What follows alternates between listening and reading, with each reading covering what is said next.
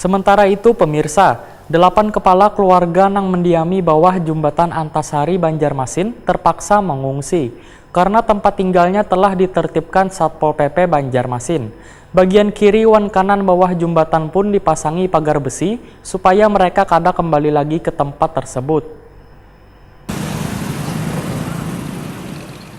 8 kepala keluarga yang mendiami bawah jembatan Antasari Banjarmasin terpaksa mengungsi karena tempat tinggalnya telah ditertibkan Satpol PP Banjarmasin. Bagian kiri wan kanan bawah jembatan pun dipasangi pagar besi supaya mereka kada kembali lagi ke tempat tersebut. Ketua DPRD Banjarmasin Ananda Wahyutakuni Primati Pijelang tengah hari Rabu 12 Desember 2018 mengaku merasa miris masih ada warga yang menghuni bawah jembatan untuk dijadikan tempat tinggal. Namun sesuai dengan aturan, warga kada dibenarkan untuk mendiami bawah jembatan. Dalam melakukan penertiban, politisi Partai Golkar ini pun meminta petugas melakukan pendekatan secara persuasif untuk mencari tahu sebab mereka lebih memilih tinggal di bawah jembatan sebagai wadah berdiam. Ananda berharap ada solusi terbaik yang diberikan pemerintah kota kepada 8 kepala keluarga tersebut. Supaya kejadian serupa kada terulang lagi, maka Ananda meminta instansi terkait untuk lebih awal melakukan pelarangan. Selain itu terus melakukan pengawasan secara rutin di bawah-bawah jembatan agar warga kada lagi menjadikannya sebagai wadah berdiam.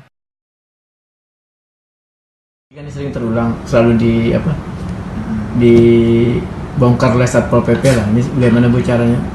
Jadi terkait adanya masyarakat yang tinggal secara boleh kita katakan ilegal ya, di bawah jembatan, itu kan merupakan satu tempat yang sebenarnya tidak boleh dihuni oleh masyarakat umum. Dan saya dengar juga informasi bahwa sebenarnya mereka itu hendak dipindahkan ke rumah susun Rusunawa yang terdekat, tapi mereka bersikeras tidak mau. Saya sih berharapnya ke depannya bahwa lebih ditekankan ke dalam sisi pengawasan, karena bagaimanapun seperti dari informasi yang saya terima bahwa masyarakat ini sudah tinggal di sana selama kurang lebih 40 tahun lebih.